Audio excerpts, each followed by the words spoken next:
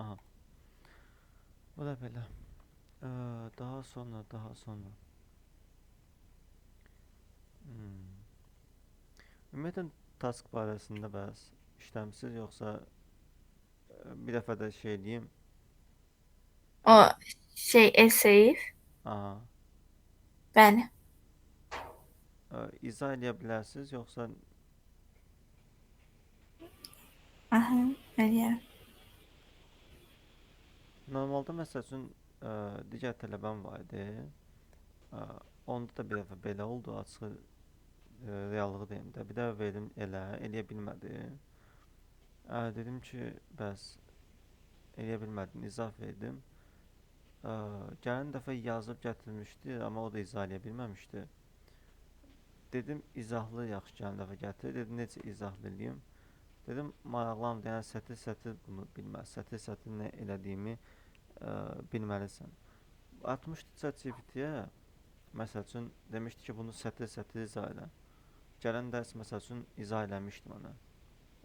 Yəni düzdür, dərs belə uzanmışdı, yəni nəticədə dərs də keçirdik arada, amma eyni bu proyektdir özdə. Yəni sətir-sətir elə izah eləmişdi, yəni ChatGPT-dən öyrənmişdi məsəl üçün.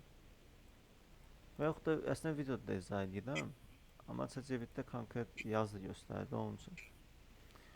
Aha, indi bir dənə taska keçək, sonra yeni dərsə də keçərik.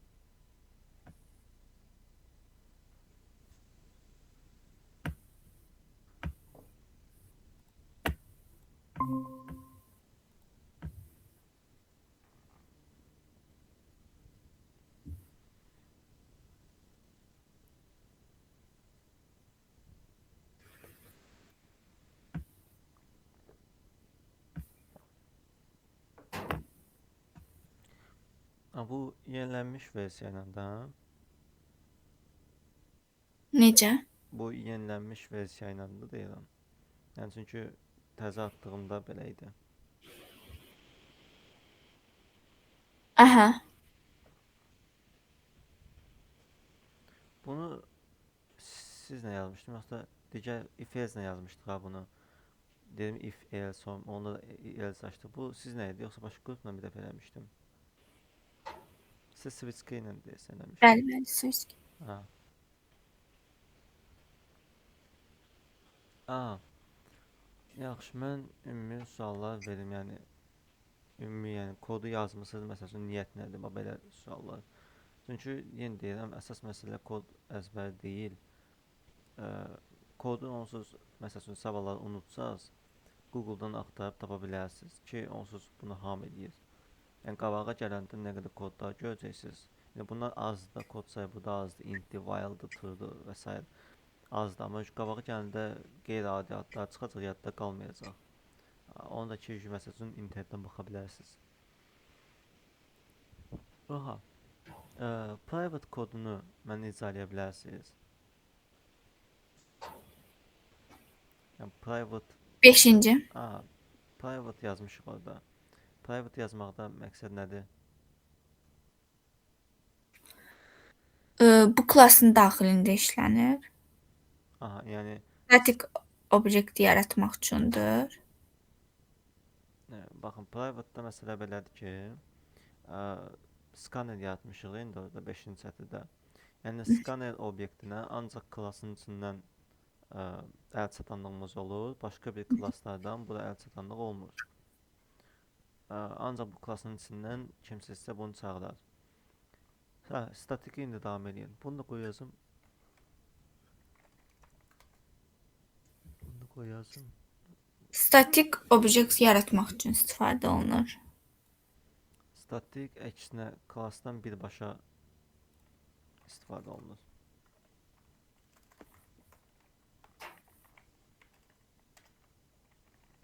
Nerede qoyacağım? Statik klassla birbaşa əlaqəsi olur. Yəni statik yazsaz birbaşa çağıra bilirsiniz. Bunun nümunəsində sizə göstərə bilər, özünüz yazarsınız. Baxın, 8-ci sətirdən main blokun içində elə yuxarıda, yəni choice-un yuxarısında bir dənə ara buraxın. Bildiniz necə? Yəni main metodunu ilk sətrinə başlayacaqsınız. Yox, klass yox, metoda. Main metoduna baxın. Mhm. 8-ci sətr. Hə, oradan aşağı düşün. Mən sizə deyim, elə özünüz də baxın da, yəni fərqi görərsiniz. Yox, elə oluyor 8-ci sətr elə. Aha. Baxın 8-ci sətirdən aşağı düşün. Orada bir dənə main yazın böyük hərflə. Class adı. Aha. Yazın. Nöqtə qoyun. Baxın, skanner var orada. Skannerin olma səbəbi statik olmasıdır. Biz statik yazmışıq deyəndə orada siz skanneri də görürsünüz, student listi də görürsünüz. Çünki ikisi də statikdir. Class vasitəsilə birbaşa olaraq çağıra bilirsiniz. Bunu sizə təmin eləyən statik keyword'üdür. İndi yuxarıdakı 5-ci sətirdə statiki silin. Onu silin. İndi bir də maindən nöqtə qoyun, baxın. Main, onu bir də silin, təzədən qoyun. Aha. Baxın, indi skanner gəlmədi, amma student list gəldi. Student list array listi bildirir. Baxın, 6-cı sətirdəki. Orada statik var. Onun üçün student list gəldi. Yəni, statik olmasa, siz gərək obyekt yaradasınız. Non-statik oldu. Non-statik obyektə aiddir, statik klasa aiddir. Yəni, birbaşa klas vasitəsilə çağırmaq istəsəz, statik edirsiniz. Əgər obyekt vasitəsilə çağırmaq istəsəz də ki, non-statik edirsiniz. Bu belə, aydındır. Bəli. İndi, məsəl üçün, skanneri siz obyekt yaradıb istifadə edə bilərsiniz.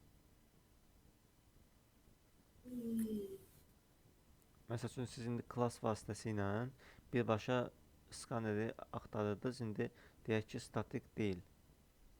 Obyekt yaratmaq Bir lazım. dənə nümunə üçün yarada bilərsiniz. Silərik sonra, problem deyil.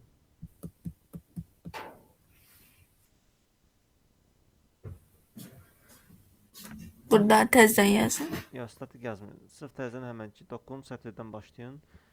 Main klassının obyektini yaradın və skanneri, məsəl üçün, göstərin ki, skanneri görə bilirsiniz də, yəni. Statik olmasa belə obyekt üsulu ilə görə bilirsiniz. Məsələn, birinci main klassının obyektini yaradın.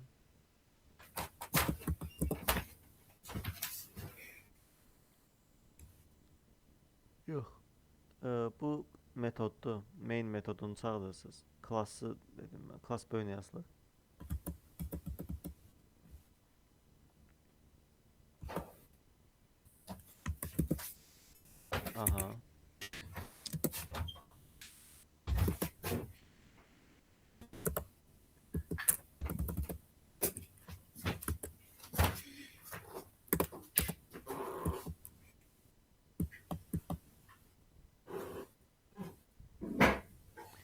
Standart adı, yox, elə.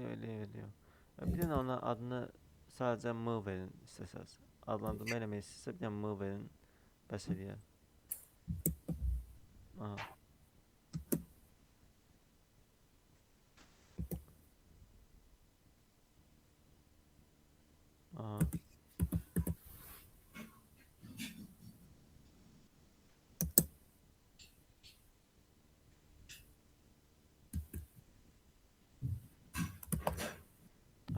Bu əla. Obyekt yaratdıq. Daha sonra. İndi aşağı düşün. Bu obyektdən skanneri görməyə çalışın. Yəni, sadəcə bunu görməyə çalışın. Yəni, klass vasitəsindən yox, obyekt vasitəsindən. Necə eləyirsiniz? Klassda görməyə çalışın. Yox. Baxın, klassda görmək üçün bayaq main nöqtə qoydunuz. Mən deyim ki, obyektdə baxın görün nələr var. Yəni, klassda bayaq gördük ki, array listi gördük. Məsəl üçün, deyim ki, skanneri mən görmək istəyirəm. Yox, skanner obyekt vasitəsindən çağırında. Main nöqtə. Onun adı nədir? Obyektin adı nədir? M. Nöqtə. Baxın, skanner gəldi. Deməli, statik oldusa biz onu class vasitəsindən çağırırıq və yaxud göstərdiyim main nöqtə yazacağıq. Əgər statik deyilsə, non-statikdirsə, m nöqtə yazacağıq. Yəni obyektini birinci yaradacağıq, sonradan onu çağıracağıq. Burada aydındır. Bəli. Praktikasını da verdim ki, yəni bu da belədir. Yəni sözdə statik deyəndə budur, klassa aiddir. Yəni fərqləndirmə də lazımdır praktik olaraq. İndi isə 9-10 statik silə bilərsiniz. Aha. Yaxşı. Skaner nə üçündür ümumiyyətlə? Nə kömək edir bizə? Məsələn 5-ci sətirdə skaneri obyektini yaratmışsan. Bu Bəli. bizim necə bir köməyimiz gəlir?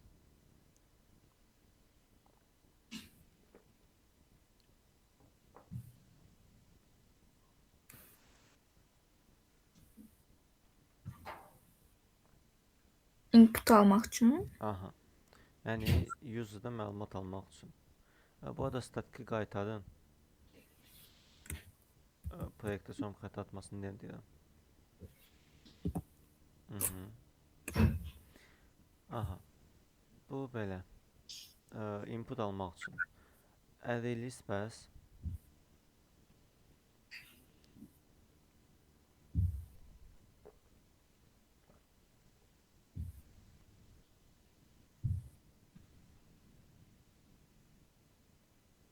Burada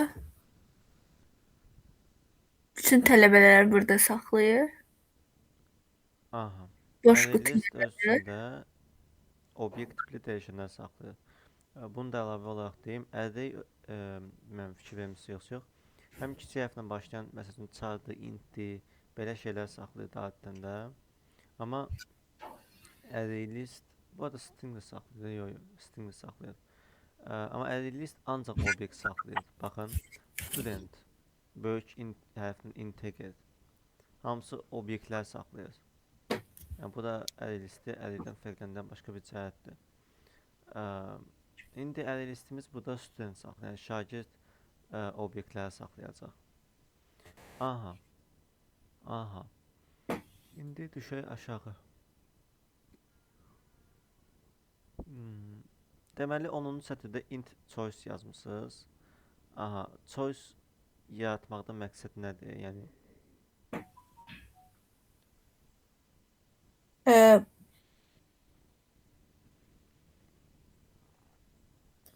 Məsələn, mən aşağıda rəqəm yazacağam, onu saxlamalıdır. aha. Hansı, yəni məqsəd nədir? Hansı rəqəm saxlayacaq? Səbəb nədir, yəni saxlamağa? Ki qarışmasın. Başa düşdüm, amma nəyi saxlayacaq? Hansı dəyəri?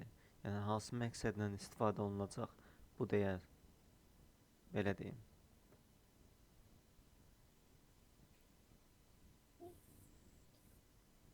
Məsələn, bir seçəcəyik, onu saxlamalıdır. Yəni seçimləri saxlayacaq. Bəli.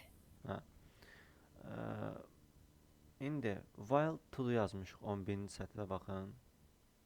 Bəli. While true yazmağımızın səbəbi nədir? Proqram bağlayan kimi istifadə olunsun. Nəyin kimi istifadə olunsun? Yəni işləsin, proqram bağlanan kimi işləsin. Yəni sıfır çıxış basmayan kimi işləməlidir. Yəni döngəyə salır, while true deyir və hər dəfə bu kod içində olan kodda təkrarlanır və sıfır yazanda o break olur, avtomatik sınır. Aha. Yaxşı, indi 12, 13, 14, 15-ci sətirlərdə siz bildirmisiniz ki, bu düymələrə basanda plan bir iş olacaq. Əla. 17. Daha sonra 17-ci sətirdə nə etmişsiniz? Rəqəm oxuyur burada. Aha. Hansı rəqəm oxuyur? Nə oxuyur? Bunları. Yox. Onları oxumur. Əksinə scanner vasitəsindən baxın. Next int, yəni int dəyərini user'dan alır. Yəni, yuxarıdakıların əlaqəsi yoxdur. Əksinə user'dan rəqəm alır və baxın choice-ə bərabər eləyir. Bəli, yuxarıda yaratdığımız choice-ə ona bərabər. Yəni rəqəm alırıq, choice-ə veririk. 18-ci sətirdə elə belə şəkildə scan and next line yazmısınız. Əsl səbəbi var. Bunu izah edə bilərsiniz. Bufer təmizləyir. Am, Əslində arxa planda bunu araşdırmısınız ümumiyyətlə. Necə? Bunu araşdırmısınız bu sətri. Bəli. Hə, bunu sadəcə qısa şəkildə deyim ki, Scala-nın arxa planında bir bug'ı var. İşləm prinsipinə görə bir bug'dır. Və yəni biz rəqəmdən sonra söz alacağıqsa, avtomatik olaraq boş şəkildə Scala next line yazmalıyıq ki, xəta olmayaq. Və baxıram ki, 17-ci sətirdə rəqəm istəmişəm. Gələcəkdə mən 22-ci sətirdə də söz istəyəcəm və xəta atacaq.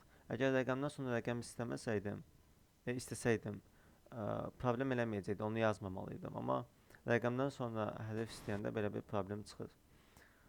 Aha, daha sonra 20-ci sətirdə nə eləmisiniz? Məsələ, biri seçmişəmsə, adını qeyd eləyəcəm. Aha, adı qeyd elədi deyək. Daha sonra adı tutmusunuz 22-ci sətirdə. Yəni next line-dan almısınız, user'dan birini ad almısınız. 22-ci sətirdə tutmusunuz. Daha sonra baş verir. 24-cü sətirdə.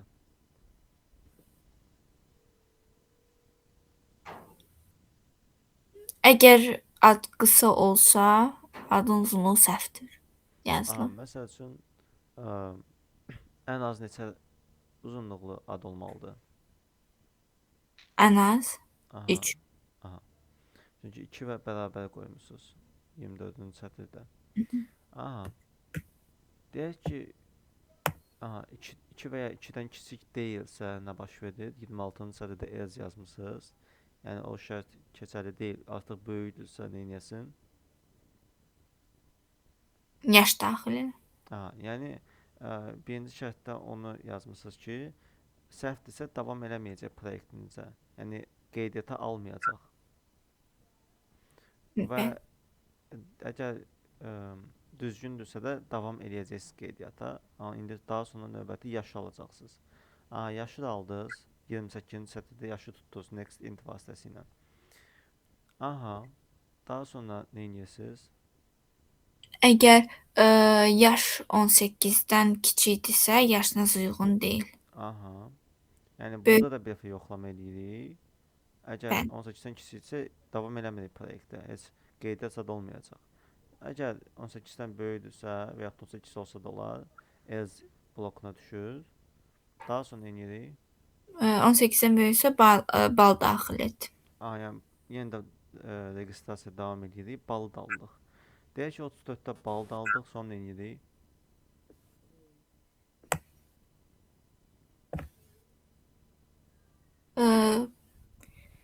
Bal 1 ilə 100 arası olmalıdır. Əgər olmasa balınız səhvdir. Yəni kimsə məsəl üçün balı saxta şəkildə 100-dən çox qoya bilər və yaxud da 0-dan az qoya bilər. Mənasızdır. Onun üçün yoxlama edirik. Yəni 0-100 arasında olsun. Olmasa yenə də registrasiya dayanır. Olsa da əks halda da registrasiya yenidən davam edirik. Aha. Daha sonra else halından olur.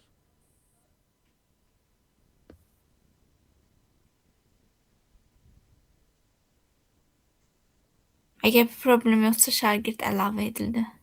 Aha, indi orada 39-40-cı sətirləri mənə izah edə bilərsiniz. Çünki əsas hissə oradadır. Burada şagirdlər əlavə olunur. Şagird Burada əlavə olunur. addan yaşı balı obyekt olunub. Ad, yaş, bal. Siz oraya məsəl üçün yazmısınız. O necə biləcək ki, ad, yaş, bal, yəni şagirdindir. Yəni orada ad, yaş, bal yazmısınız da. Bəli. Amma necə olacaq ki, o yaddaşında saxlayacaq? Çünki yəni studentin əslində obyektini yaratmısınız da orada, düzdür? New keyword-lə studentin obyektini yaratmısınız. Bəli. Bəs ad, yaş, bal yazmısınız. O necə yadda saxlayacaq da mənə Bu onu ilə şagirdlə dedim. studentlər Yəni şagirdi bağlı. əlavə elədiniz, yəni, obyekti əlavə elədiniz. Yəni boş obyekti əlavə eləsəz də yenə də onsuz əlavə olunacaq. New student yazıb heç nə əlavə eləməsəz də olacaq. Mən soruşuram ki, new student ad yaş bal yazmışsa, o ad yaş bal yazmaqda məqsəd nədir orada? Onu başa düşmüsünüz? Odstokun Student Java-da nə var? yazdığımız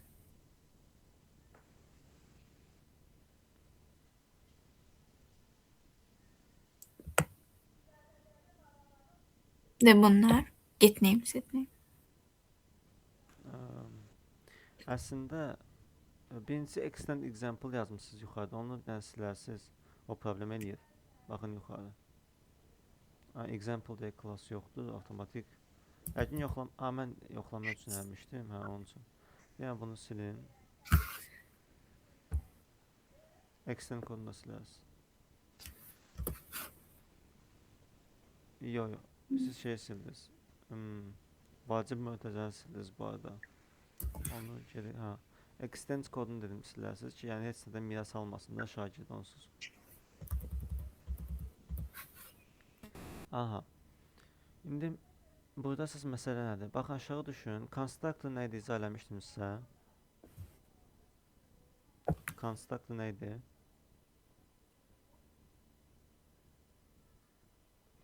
Constructor klassın adı ilə eyni olan metoddur. Bizim buradakı klassın adı nədir? String. Yox, student. Student. Aha. İndi aşağı düşün. Biraz aşağı düşün. Baxın, elə bir metod göstərin ki, mənə adı studentdir. Aha. Boş. Aha. Bir dənə də var yuxarısında. Nə var? Bir dənə də yuxarısında var idi, balaca görsəniz. 23-cü sətirdə elə. Hə. Hə. Baxın, biri boş konstruktordur, heç bir dəyər almır. Biri 3 dənəlik, 3 parametrli konstruktordur. 25-ci sətrə baxın. Student yazıb string name, age, exam result. 3 dənə dəyişən alır. Və 3 dəyişən alandan sonra this keyword nə idi? This keyword nə idi? 26, 27, 28-də yazmışsınız da məsəl üçün. Bütün məlumatları ötürmək üçün. This keyword bu klassı nəzərdə tutur. Yəni student klassı. Əgər mainin içində this yazsaydınız, elə maini nəzərdə tutacaqdı. Yəni bu klassın içində name var. Mən sənə deyir name verəcəm, sən onu name'i ötür. Yəni məsələn siz 20-ci sətirdə name yazmısınız. Deyirik ki, yəni studentin içində 20-ci sətirdə olan name'ə bizdən gələn name'i ver. Yəni 25-də baxın name, age, exam result üçü də gəlir. Üçünü də verirsiniz 20, 21, 22-ci sətrə. Hə, ona bərabər. Bu elə o student bərabər new student ad yaş bal daxildir. Aha, constructor çağırılır. İndi main'ə qayıdın. Yəni bunu göstərmək istəyirəm ki, əslində məntiq budur, baxın. 39-cu sətirdə new student ad yaş bal yazmışsa, əslində siz 3 parametrli constructor çağırırsınız. Və constructorın 2 məqsədi var. Birinci teması odur ki, klassla eyni adı olur. Klassla metod adı eyni olur. Student isə studentdir. Siz A klassı yaratsanız, constructorun adı da A olacaq. B yaratsanız, B olacaq constructorun adı. 100% belədir. Bu istisnalı yoxdur. Və siz üçlü parametrli yaratmışsınız, yəni üçlü yarada bilirsiniz. Üçlüdə də nə etmişsiniz? Adı yaşı balı vermişsiniz obyektin. Əslində bu qısa yol kimidir. Normalda əgər verməsəydiniz, gəlib bir set eləyəcəydiniz ki, studentin bəs adı budur, yaşı budur, balı budur, bir gəlib set eləyərdiniz. O da uzun idi. Yəni qısa şəkildə constructor vasitəsilə ad yaş bal yazırsınız ora. Ötürü studentə constructor çağırır.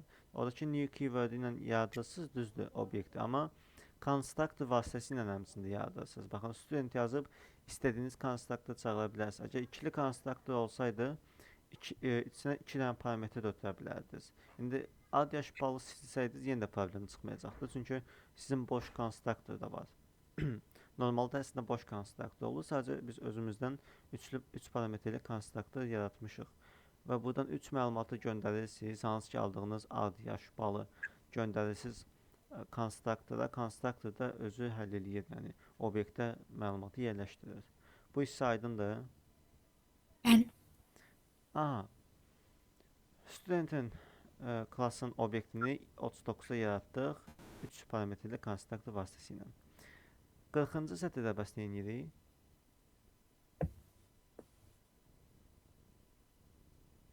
Aha.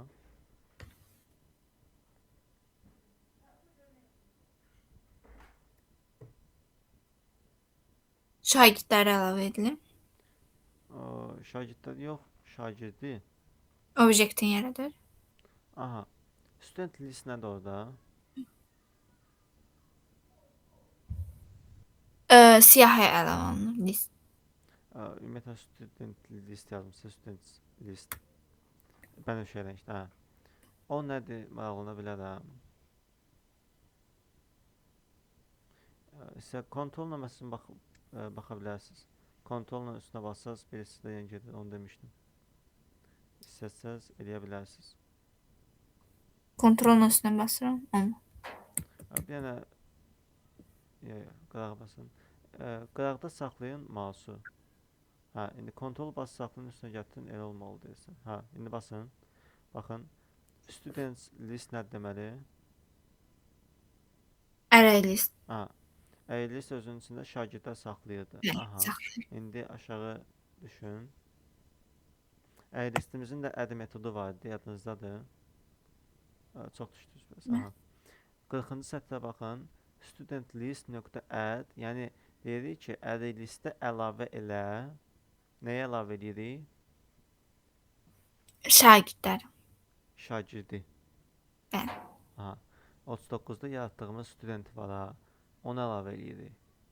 Aha. Bu da belə. Daha sonra 47'də else if'də bir dənə qırmızı var. Aha. Ona bir dənə baxaq.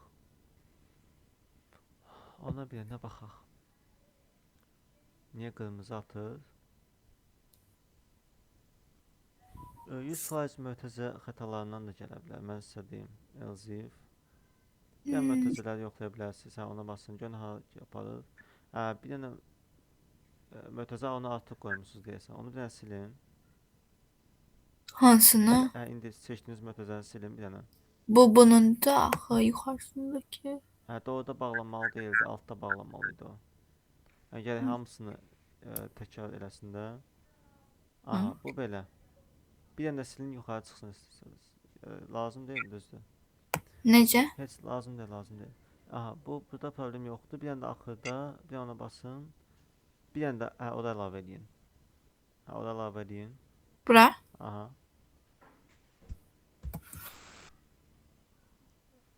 Bir dəqiqə problem çıxdı.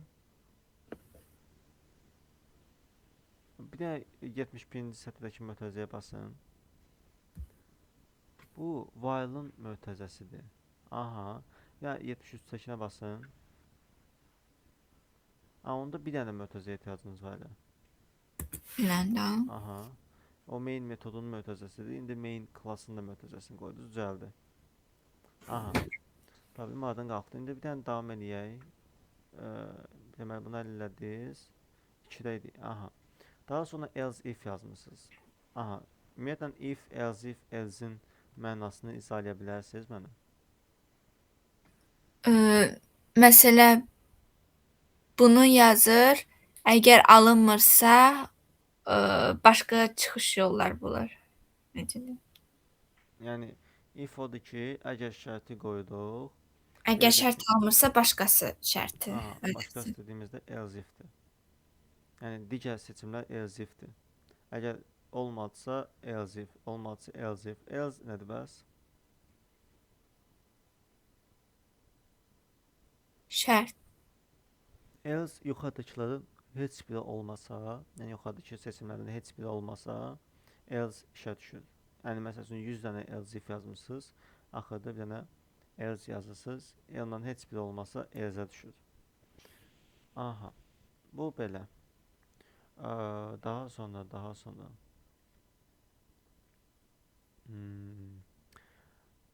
İndi seçim 2 seçilir. Yəni bir seçməyi yoxlamışdıq. Yəni bir gəlsə tələbə əlavə eləsin. 2 seçiləndə nə edəcəyik? Şagird də əlavə eləyir adı. Yox, o 1-də idi. 1-də şagirdi əlavə eləmişdik. Balları daxil eləyir. Ya baxım. Hə, 2-də ortalama balı tapırıq. Şagirdlərin ortalama balını ümumiyyətlə ortalama tapmağı icra eləmişdim. Bəli. Aha. Deməli 47-ci sətirdə nəyi yoxlayırıq?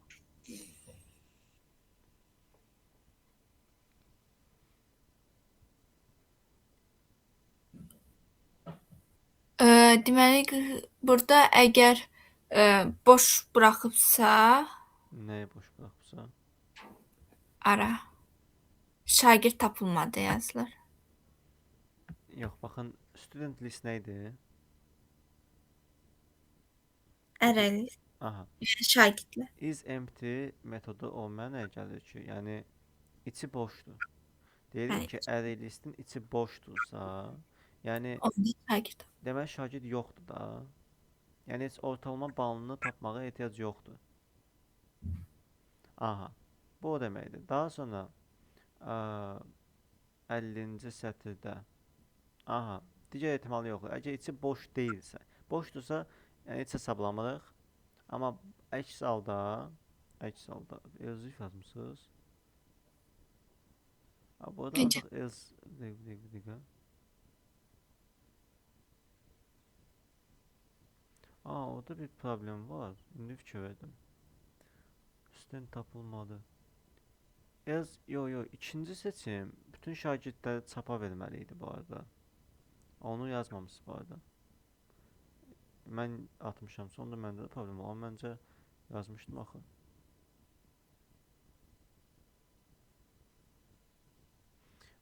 Baxın, else if 3 yazmışsınız məsəl üçün, düzdür? Mən. Aha, İşte orada ortalamanı hesablayırsınız. Amma 2-də siz bütün hamısını çapa verməli idiniz. Yəni düzgün eləyib yoxlamısınız ki, boşdur, boş deyil, amma bir dənə də else yazıb çapa verməli idiniz. If. bütün şagirdlərə çapa verilməlidir.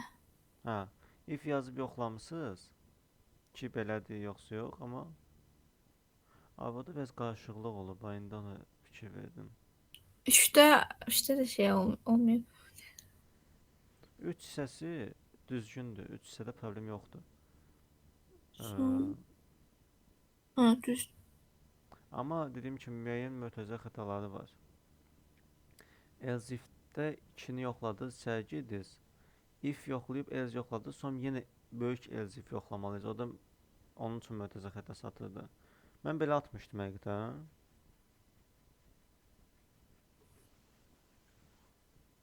Mən elə gəlir, belə deyil də. Siz nə etməlisiniz? Baxın, 47-də if yoxlayandan sonra bir dənə else açmalısınız. Yəni, əgər içi boş deyilsə, hamısını çapa versin. Baxın, belə deyin, 50-ci sətirdən else if-i aşağı salın, else if-lə işləməyəcək elə. Onu aşağı salın. 50-ci sətirdə else if var. Hə, 50-ci sətirdə. Baxın, else if-dən əvvəlindən 50-ci sətirdəki, onu yox. 51-ə düşdü indi. Else yazdı. Else sözün əvvəlindən enter basın və 2 dənə enter basın. Aha, bu ayrıdır. Biz if-i yazdıq. If-dən sonra bir dənə else açın.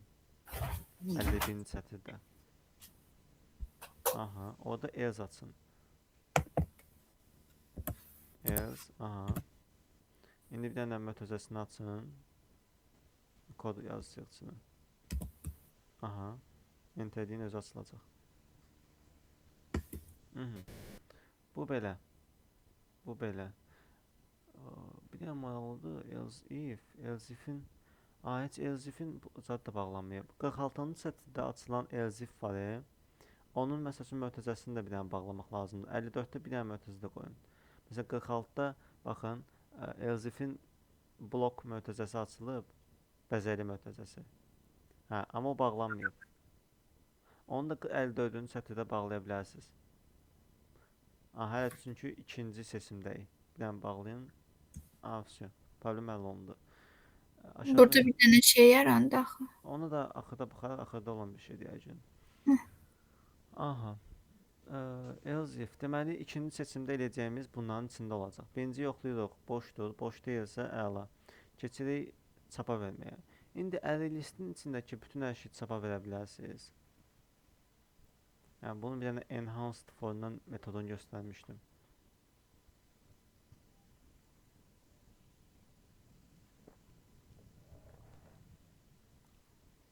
Yadınızdadır? For yazılır. Aha. Aşağı düşüb yazsaz daha səliqəli olar. Aha. For, aha.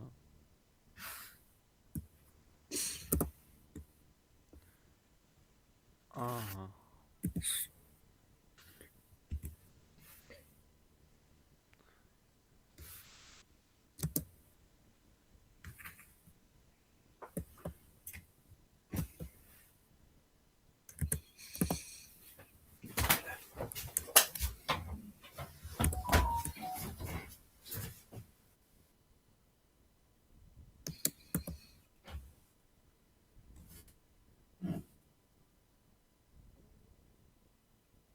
Bir sual verin ama sevmediğin alttan bakıp yazsız. Hə. Burada sizin şeyinizi tapdım. Bunun məntiqi budur ki, yəni student list özünün içində student saxlayır. Array listin içində, yəni deyirəm ki, axtarış eləyək və hər bir şagirdi götürək. Daha sonra hər bir şagirdin də bizim yazdığımız metod var. Aha. s.writeInfo. Bir dənə də student klassında biz yazmışdıq metod writeInfo. O məlumatlar yazırdı. İstəsəz bir dənə baxa bilərsiniz. Nəyə? WriteInfo metodu var. Studentin içində. Biz bu saniyə onu çağırırıq ki, bütün məlumatları yazsın. İstəsəz baxa bilərsiniz. WriteInfo. Studentin içində yazmışıq, biz onu çağırırıq. Yəni əslində belə bir metod yoxdur. Biz özümüzdən metod yazmışıq. Bir dənə baxın istəsəz. Student klassına baxın.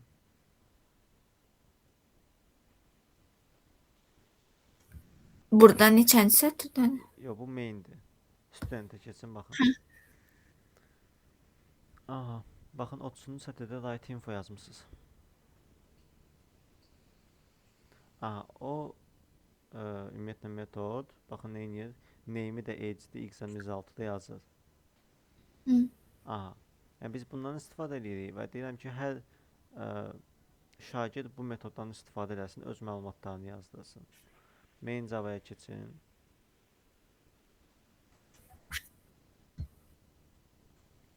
Baxın, for döngüsünə dönəcək və bütün şagirdlərin ayrı-ayrılıqda məlumatlarını yazdıracaq.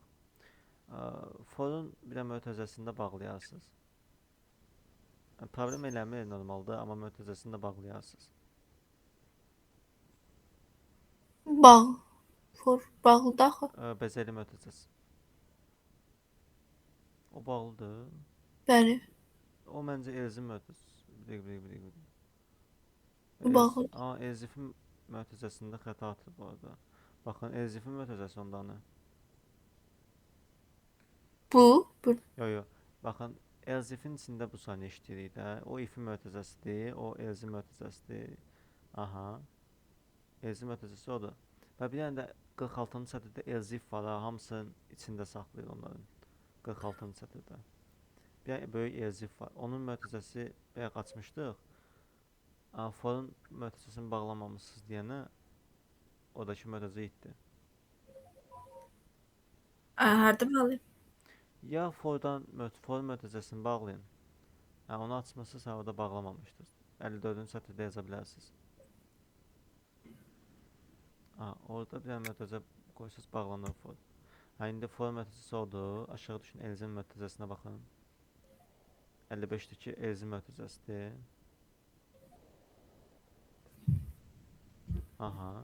Bir dənə də alta.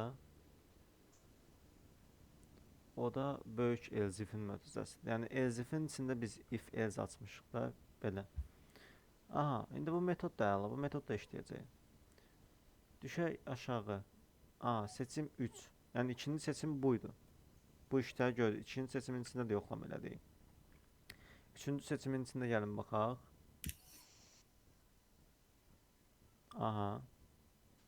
Əgər siyahı boşdursa, şagird Ümumiyyətlə tapılmadı. Ortam seçim 3 seçiləndə nə edirik?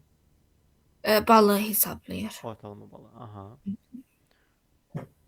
Boşdursa mənası yoxdur hesablamağın. Onun üçün birincidən dayandırırıq. Əgər boşdursa. Əks halda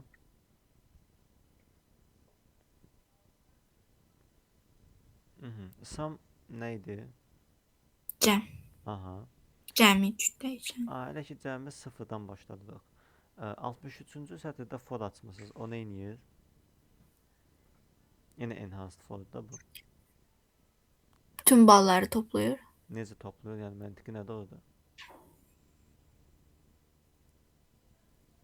Toplayıb bərabərləşdirir.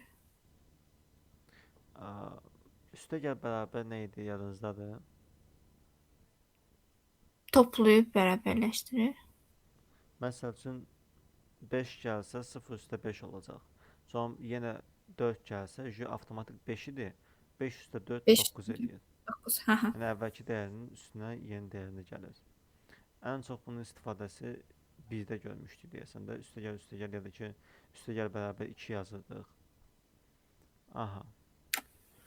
Daha sonra yəni baxın 63-cü sətirdə enhanced for açmışıq. Student list, yəni əriyin içindəki hər bir şagirdi götürürük və s.get exam result. Hər bir şagirdin ayrı-ayrılıqda imtahan nəticəsini götürürük və toplayırıq. Birindən 60 xal gəldi, onu topladıq. Sonra for yenə dönür. Əri listi növbəti tələbə gəlir. Onun balı 70'dir, o da toplanır. Bildiniz necə? Bəli. Tam aydındır? Bəli. Daha sonra nə edirik? 66-cı sətir.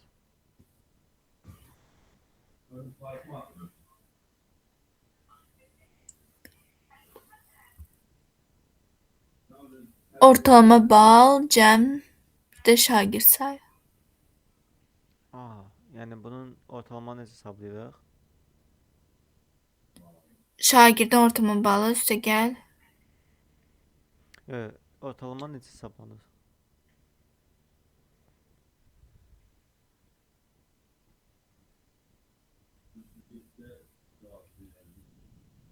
Yəni obşu balları toplayır. Obşu balları topladıq. Sonra bölüdük sayına. Yəni obşu bütün alınan cəmi bölüdük sayına, tapırıq ortalama. Yəni düşünün ki sizin 70 xalınız var, mənim 80 xalım var. İkimizin birlikdə 150 xalı var. Bizim ortalama balımızı toplamaq üçün sayımıza bölürük. 2-yə bölürük, eləyir 75 bal. Yəni bizim siz 70 almışsınız, mən 80 almışamsa ortalama balımız 75'dir. Yəni toplayıb 2-yə bölmə məntiqi. Və yaxud da 3 nəfər olsaydı, onun da balını toplayacaqdıq, 3-ə böləcəkdik və s. Daha sonra else if 0. 71-ci sətrə baxın. Else if 0. Daha sonra 3-dən sonra 0 halını yoxlayırsınız. Yəni birdən 0 gəlsə çıxış. Bağlan. Break eləyirsiniz, çıxırsınız. Bəli. Else halda nədir bəs?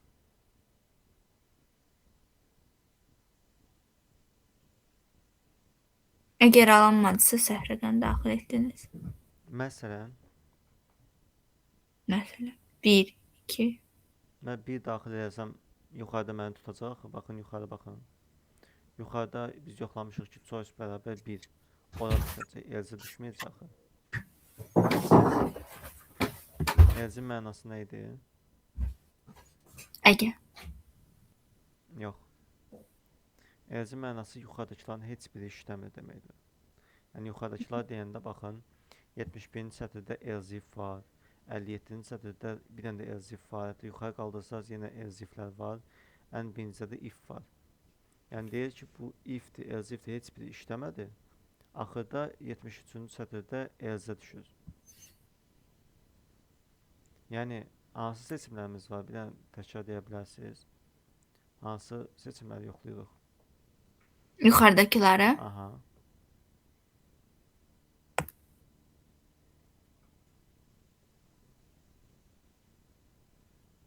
Baxın 20-ci sətirdən başlayırıq da bunu yazmağa.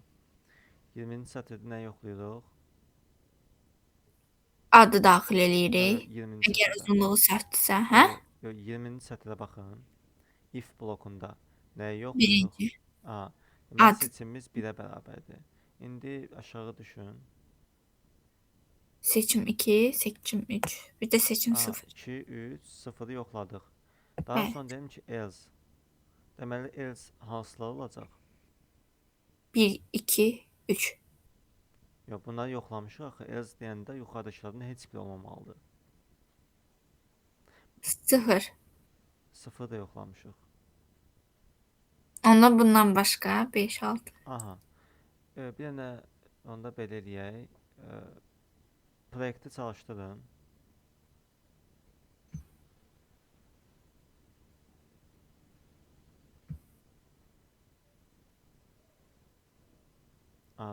Run menüsü aşağıdadır. 2 dəfə çalışdırdınız, siz birini bağlayın. Qırmızını bir dəfə basın, 2 dəfə basmısınız. Onu, əla. İndi belə eləyək. 2 dənə şagird əlavə eləyin. Mən proyektimizi yoxlamaq üçün deyirəm.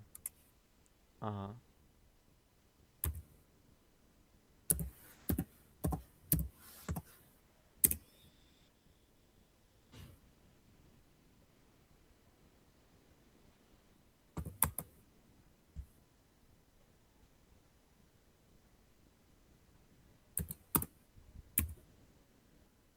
Aha. Birinci şagird əlavə elədiniz.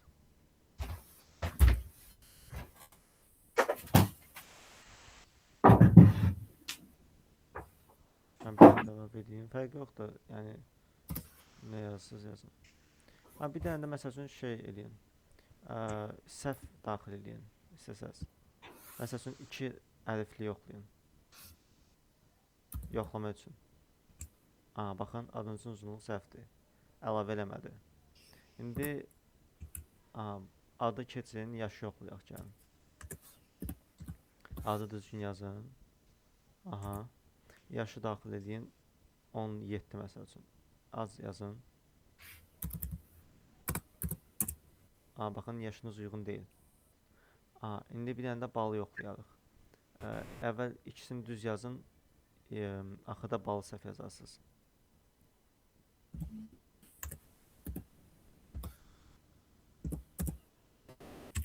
Aha. Aha. Bal da ki yazın 150 məsəl üçün. 150 bal yoxdur yəni. Baxın, balınız səhvdir. Heç birində qeydiyyat aparmadıq. Çünki səhv məlumatlar daxil edib. Və yaxud da yaşı çatmayıb və s. İndi düzgün məlumat daxil edin. Yəni göstərmək istədiyim odur ki, orada else if yazmışdıq o boyda. Əslində məqsəd budur ki, təhlükəsizliyi qoruyaq ki, səhv məlumat daxil edilməsin. Aha. Deməli, bizim 2 dənə şagirdimiz oldu. Birinin adı Leyla idi, birinin adı Nəzrin idi. İndi 2-ni basaq yoxlayaq, bütün tələbələri göstər. Əla. Baxın, 2 tələbəni də verdi. İndi ortalama bal siz hesablasanız neçə eləyir? Hərisinin balı neçədir? Hələ ki, gəlin birinci özümüz hesablayaq. 2 tələbənin balları neçədir? 50, 80. Aha. Ortalaması neçə eləyər? Necə tapacaqdıq? Balı toplayırıq. Aha, 130. Bölü 2-yə. 65. İndi baxaq ki, düz işləyir. 3. Aha. Deməli bu da düz işləyir. Daha sonra çıxış hələ yoxlamayın. Səhv rəqəmi birinci yoxlayın. Mən göstərmək istədiyim else var da, onu bir dənə yoxlayın. 5 yazım. İstəsəz müsbət böyük yazın, istəsəz mənfi yazın, fərq eləmir. Yəni onsuz yenə də xəta çıxacaq. Baxın, səhv rəqəm daxil etdiniz. İndi bildiniz else nə işə yarıyor da. Ha, Əla. bildim. Yəni mənfi yazsız yenə də xəta atacaq bu arada. Baxın. Hə.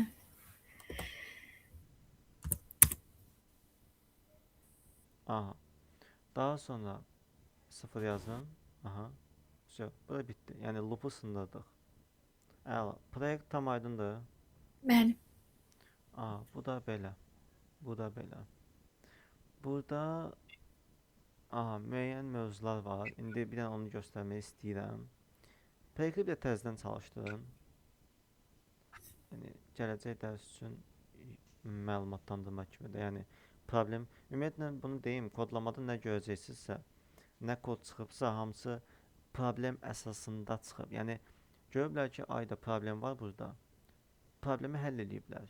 Onun üçün əslində proqramistin ən güclü bacarığı mənim şəxsi fikrim deyil. Ən güclü bacarığı problem həll eləmə olmalıdır. Yəni problem onsuz çıxacaq ortaya, 100%. Elə bir situasiya yoxdur problemin çıxmasının. Sadəcə siz düzgün problemə düzgün üsulla yanaşmalısınız. Belə. İndi neyniyək? İndi məsəl üçün yazaq, mənfi yazmayaq, elə yazaq ki 1.5. Yəni yazın. Bura. Aha. Aha, xəta atdı. Amma proyektimiz dayandı. Bəli. Aha. Yəni əslində hələ də proyektimizdə mənfilər var. Onu da yoxlamaq olar gələcəkdə. İndi bu da baxın exception mövzusudur. Yəni onu da gələcəkdə izah edeyim. İndi mən götürüm. Ekranı mən götürdüm. Bir dənə görsün stop. Yaxşı.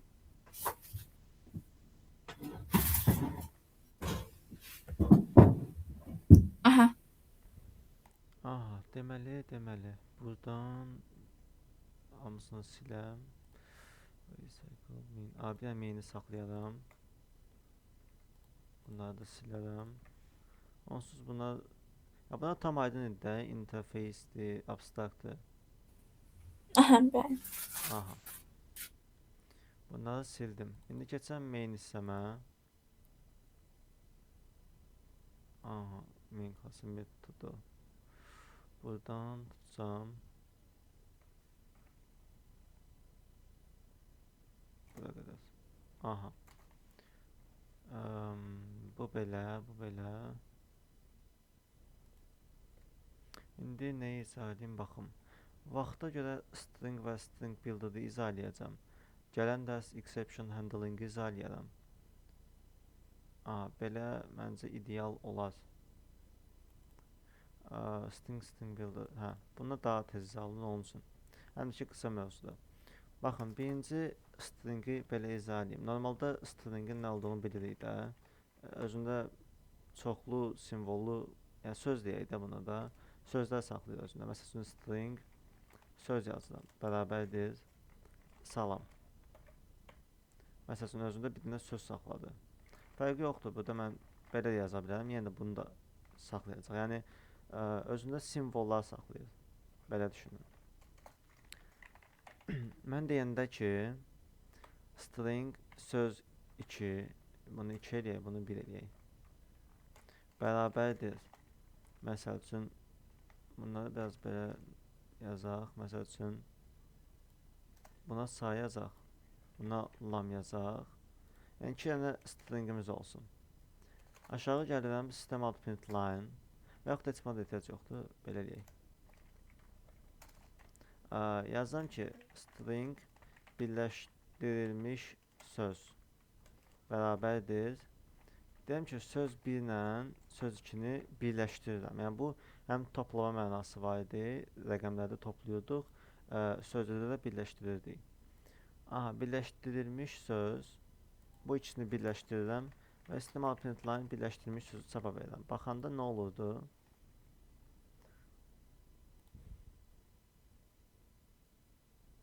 Baxın, bir dəqiqə. could not find the main class. Ha, bir dakika bunu ben çalıştırdım. O faylları sildim diye ne? Aha, əla. Baxın, bu sa idi, bu da lam idi. Birləşdirdik, bu iki sözü birləşdirdik. Nə baş verdi? Salam. Yəni birləşdirmə belə edə bilirik. Amma belə birləşdirmə performans barəsində yaxşı deyil. Yəni kod performans barəsində yaxşı deyil. Hətta yəni nə qədər çox birləşdirsək, məsəl üçün burada olsun string söz 4 bərabərdir, məsəl üçün yazıram. Boşluq olsun. Some string söz 5 olsun.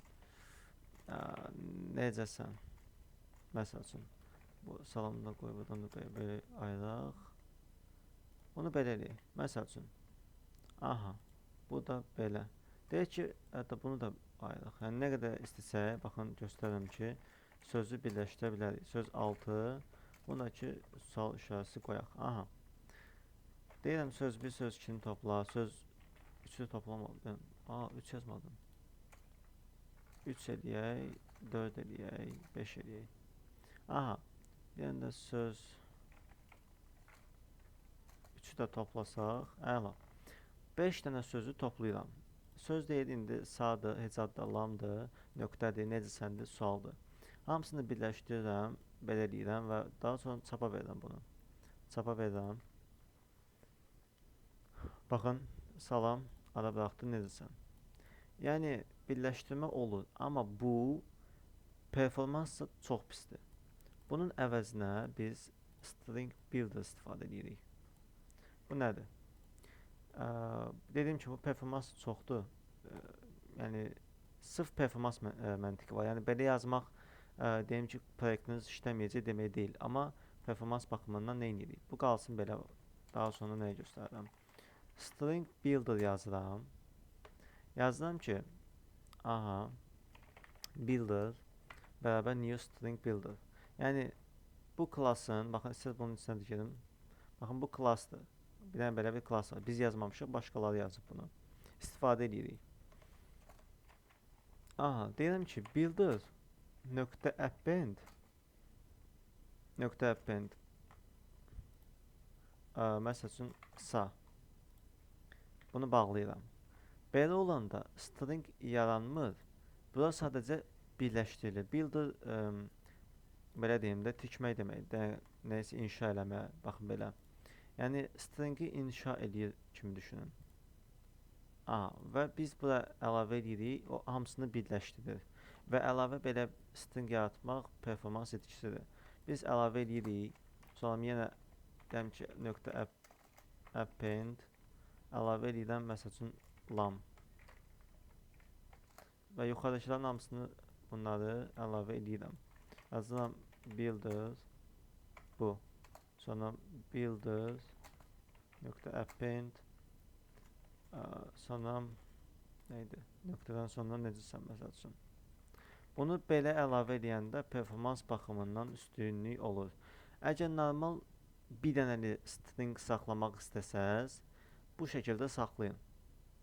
Yəni bu salam, nöqtə, necəsən sualı hamısını bir dənə yerdə bu formatda yazsaydınız, yəni baxın belə yazsaydınız, string söz bərabərdir.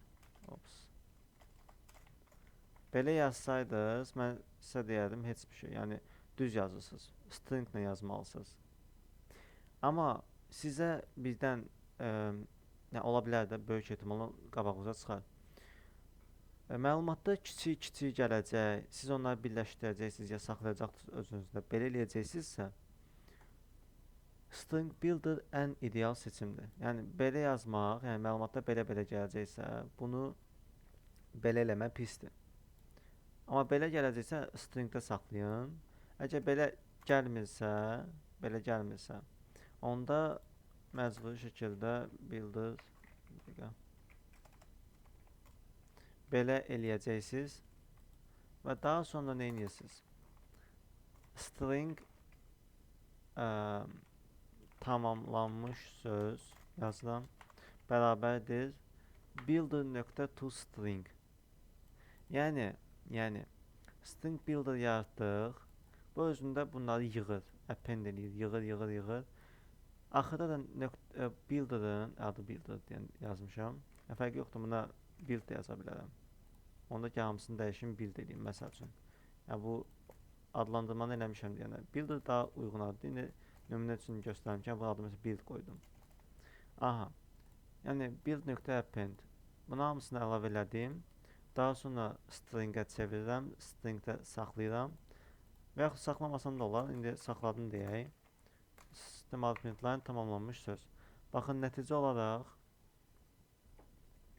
fərq yoxdur. Yəni, belə də eləyə bilərsiniz, amma performans itkisi olacaq. Belə də eləyə bilərsiniz, yəni performansdan qabağa düşərsiniz. Yəni yenə dediyim kimi, yavaş-yavaş performans mövzularına da girməliyik. Çünki ancaq kodu yazmaq deyil, kodu daha yaxşı yazmağa çalışmalıyıq. Yəni, kod işləsin məntiqi yox, daha çox yəni kod daha yaxşı işləsindir. Çünki indi mən bunu çalışdıranda problemli şəkildə sürətimin ayağa qalxır, düzdür? Amma sabah böyük proyektimiz olanda belə olmayacaq. Yəni, adicə birində kiçik bir şeylər belə performans itkisi yaradacaq. Təsəvvür edin ki, indi bir dənə biz bunu istifadə edirik, düzdür?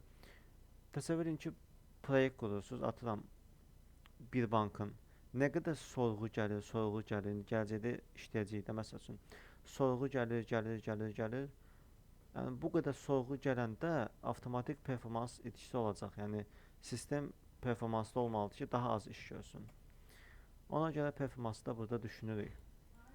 Aha, bu da belə. Bu da aydındır, ümumiyyətlə tək string saxlama olanda. Stringlə çoxlu birləşdirici isə belə. Aydındır bu. Bəli, aydındır. Aha. Bir də belə bir şey deyim. Bunu ümumiyyətlə işləyəndə necə işləyin? Məsəl üçün, videoya baxırsınız. Deyək ki, indi siz 5 dənə yaradın, fərqi yoxdur, 3 dənə yaradın, problem deyil. 3 dənə yaradın, belə birləşdirin.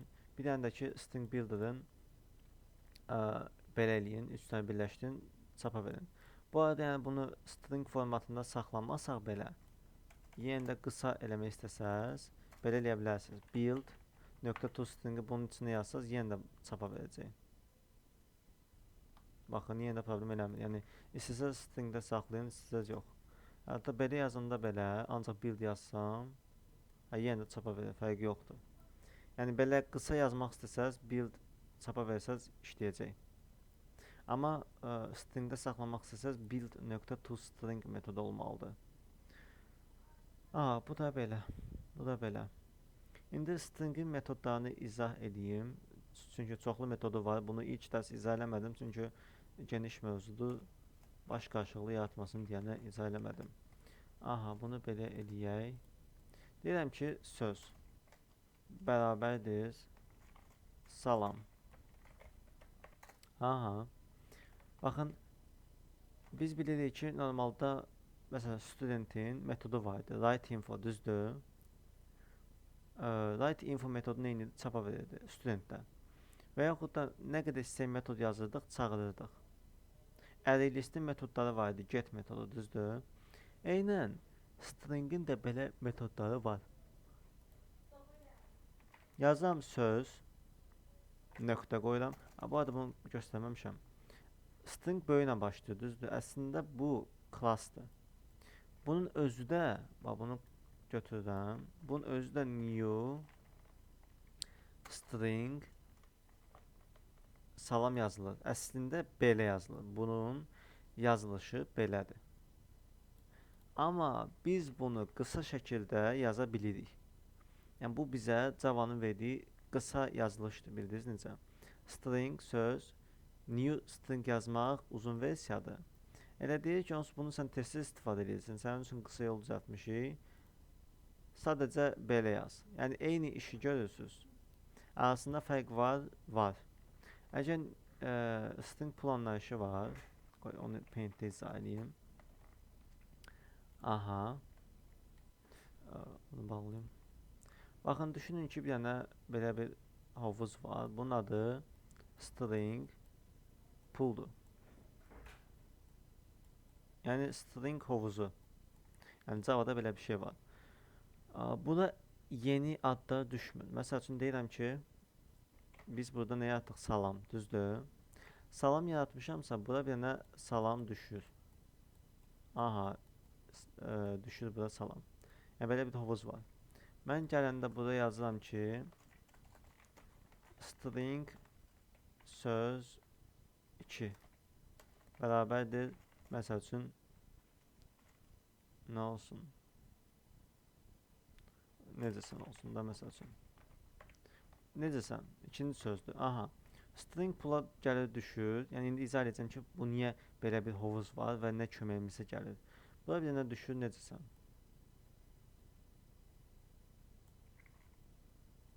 Aha.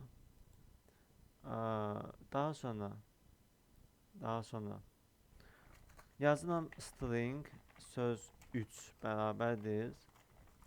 Yenə salam yazıram. Baxın, bu da ikisi də stringdir, düzdür? Mən deyirəm ki, bu da eynidir, bu da eynidirsə, hovuz deyir ki, salam var burada. Deyirsən, əlavə burada yenə bir dənə salam yaratma. Deyir, çünki mən özümdə salam saxlayıram. Deyir, performansa görə sən məndən gəl götür.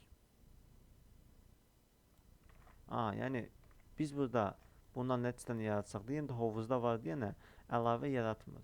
Yəni performansa belə üstünlüyü verir. Daha sonra nə baş verir?